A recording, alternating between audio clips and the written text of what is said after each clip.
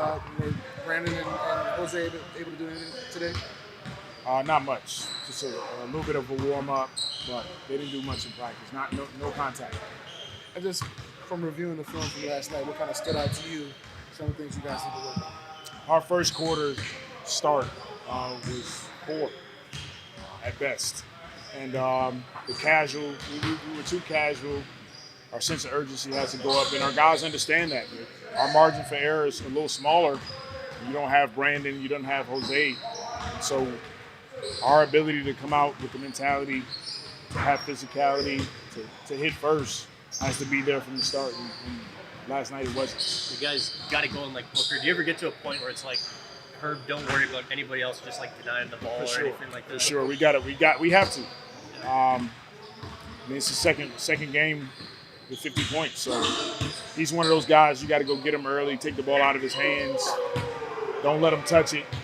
If he does touch it, send two people at him. And so that's an area that we have to be better. And Willie, how much of a challenge has it been to replace BI's playmaking these last 6 games? For instance, it doesn't seem like you're playing with the right kind of pace, and the quality of shots, it seems a lot harder.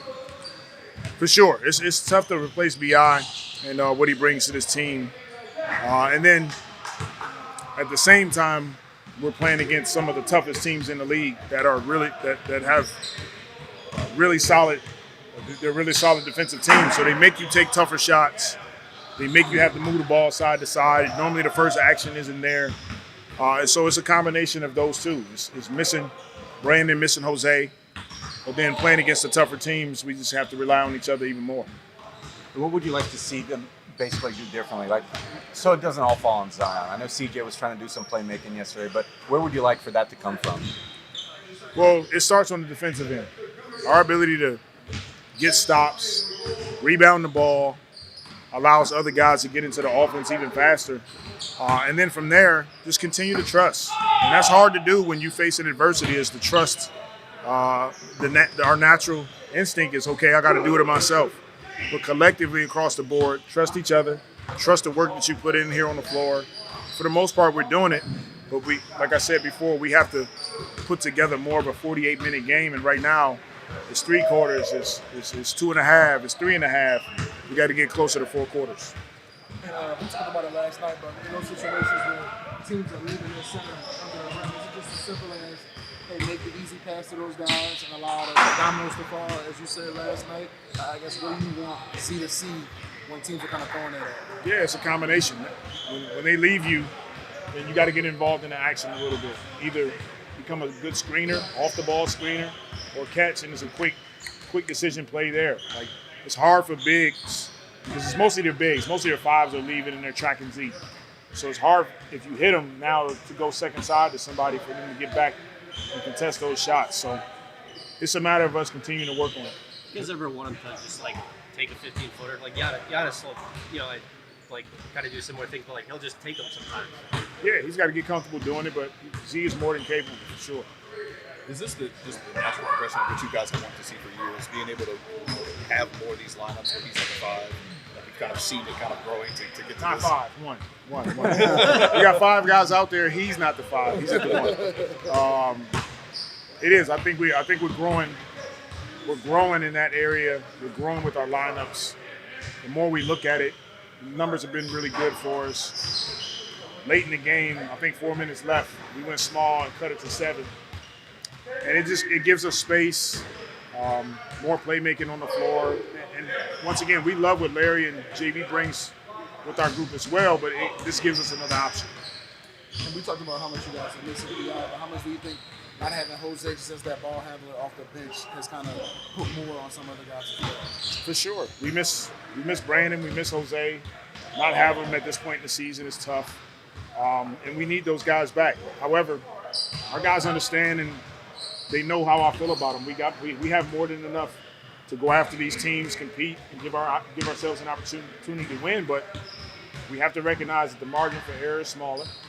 We got to put together a 48-minute game, and our game plan discipline has to be at a high level from start to finish. When it is, we have opportunities to win. When it's not, those are going to be tougher games for us.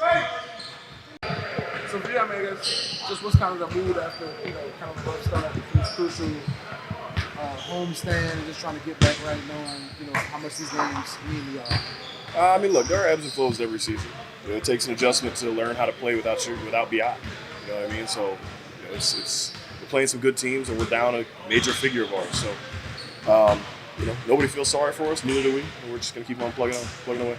And what do you think y'all are kind of missing the most without him being out there? Some of the playmaking, some of the BI's playmaking is super underrated. The way he can find guys in the corners and in different spots, and shot making. Honestly, our offense right now is a little bit slow, and missing 20+ points a game hurts.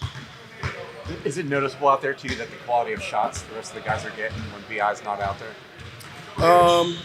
Yeah, I mean, a little bit of stagnant. A little bit. We feel some stagnant offense. Feels like we're